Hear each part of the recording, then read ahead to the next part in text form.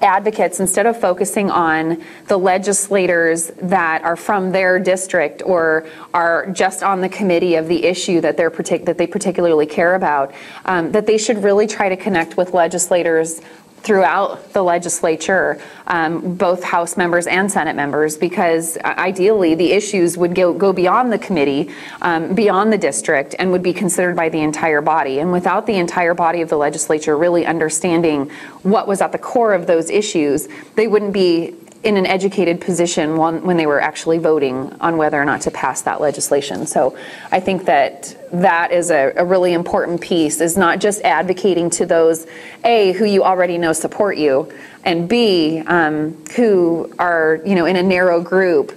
It's important to make sure that everybody understands on both sides of the issue what it is that what position it is that the advocate is representing. We do want to hear from people at our meetings, but it's more helpful for everyone if it's not a process of demanding and saying what you expect, but more being persuasive and sharing all the information that supports why you think something should happen or change.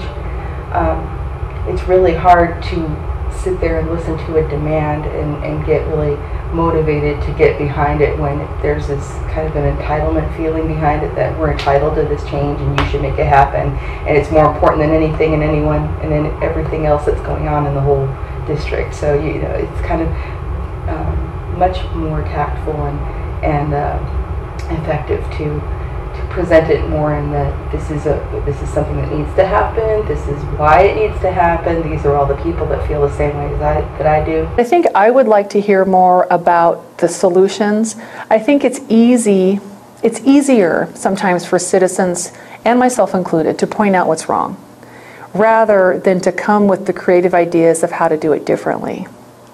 And I think it's not just a city problem, but it's kind of national. People have become so polarized.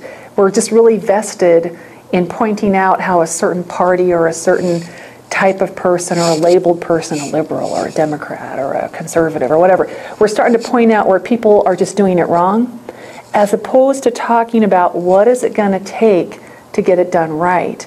And so I wish that people would spend more time talking about the potential solutions to the problems. As well as, government is just a mirror. I truly believe in democracy, so I believe government is just a mirror of the citizenry. So for me, I really believe we're all in it together. So what I wish I would hear people say more is, here's a potential solution to this problem, or here's a way of thinking about it differently. Here's what we can do, and here's what we're asking you to do as our government. I think that I wish sometimes things came more like that, because you can respond to that. You can actually evaluate and say, I think we can do that. And if you're doing this, that's huge. And so we're just filling the gap as opposed to being responsible for the whole fix. Because government's never responsible for the whole fix. It's always a partnership. Any ideas for improvement that they have. I think that the climate of public schools have been in our country this kind of silo of experts for generations and generations, and we've put them there on that pedestal on purpose. But the transformations that are taking place in technology and in the world and where we need to prepare people are moving a lot faster than something that's 200 years old can. So I honestly think that if you think you have an idea and you go, gosh, somebody must have already thought about that, you don't know that. Please bring it forward. Because you never know when the idea that you're saying is the perfect answer that nobody else in the room just thought of. I want it to be less about politics, and I think politics is the turnoff that kind of makes people feel like they don't want to be taking sides and picking who they want to be aligned with, and that if it were more about problem solving and just getting to the heart of the problem, then there would be more people stepping up to do it. I think that's really what I feel is something we have to overcome, is getting past all the politics to be able to really address the big issues that are hard to tackle. There's a whole selection of boards and commissions and study groups that always have citizens involved with them and invited with them in some fashion. There's a parents group that meets with the superintendent on a quarterly basis, and those are 2 parents from every school, I believe. We're engaging in our strategic plan, and we're trying to do focus groups with different kinds of community groups. As a neighborhood activist at heart, do I think it's enough? No, I think there's a lot more we could do, keeping in mind that everybody in the school districts works very hard, and they really do go through a lot of effort to try and get community input.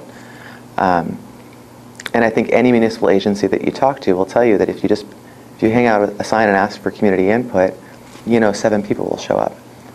And what I try and communicate, as having been a community activist, is that those 7 people represent 700, because 20% of the people are doing 80% of the work. One of the things that I heard somebody else reference was Tacoma 360. And I think this is a really exciting initiative because it's an interlocal agreement between the schools, the city, and Metro Parks. And part of that idea is to make sure things are more equitably dispersed. I'm also a member of the Tacoma Human Services Commission, so I've looked at grant funding and where things are going, and youth engagement's been an important one for a while. But what will happen is that a not-for-profit community will be aware of a certain school that's challenged, and that school will have 15 different not-for-profit organizations running after-school programs and tutoring programs and everything else, and this school over here and this school over here have nothing, right? So part of what Tacoma 360 hopefully will do is help say, I know you want to run this there, but could you do it over here? Just to really identify the need and ensure a little bit of equity in that.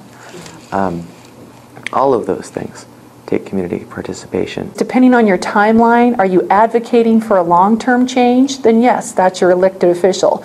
Are you getting involved during the implementation of something to make it the best product right now, or to give somebody direct information about how their business practices are impacting your neighborhood or your community? Then that's the administration level, and you want to be at that level, because you can get frustrated if you're at the wrong level and you don't know why you're not getting some resolution to your concerns. So it's really important to know, are you at a policy level or are you at an administrative level? And does your city or county, who runs the policies versus the administration? So that's important. And then once you sort of know that, a lot of time it's just the day-to-day stuff. Who do I call? How do I report, maybe a problem? How do I report a compliment? How do I find out how to get access to a service or resource? If your interest is more of like a watchdog, it's a very important function that citizens and our media play, and as a watchdog to government, making sure government is doing what they have been voted to do, or doing what their mission or their constitution or their charter says they're to do. And in those cases, oftentimes it's your clerk's office where they actually have all the public disclosure policies that jurisdiction follows. It's where they keep the official files. It's where a lot of the electronic files are kept. They're also the folks that scan in all of the information that might have been at a city council, presentations, photos, PowerPoint presentations, so you get the whole context of what a city council member or a county council member gets. But also they're the ones who would help like anything that's official that the city does. Generally a city's clerk's office keeps that organized so that not just citizenry but also the city department or the city government as a whole can access. So that's always a good place to start when you're trying to get official, or you have maybe a watchdog role and you want to make sure that government's doing what it says it's doing, and then it's following its charter or its mission or its constitution. And also if you want to get involved in the budget process is probably one of the biggest areas to where activism and advocacy and just in general watchdog type activities are really important, because that's when the budget is where the priorities and the aspirations of politicians and the community plays out. Funding is a big part of how things happen and how things end up getting supported or not supported. But on the flip of that, looking at what things are sustained in the government and what things are not, and what policy and legislation you have to support and which you can afford to not pay attention to.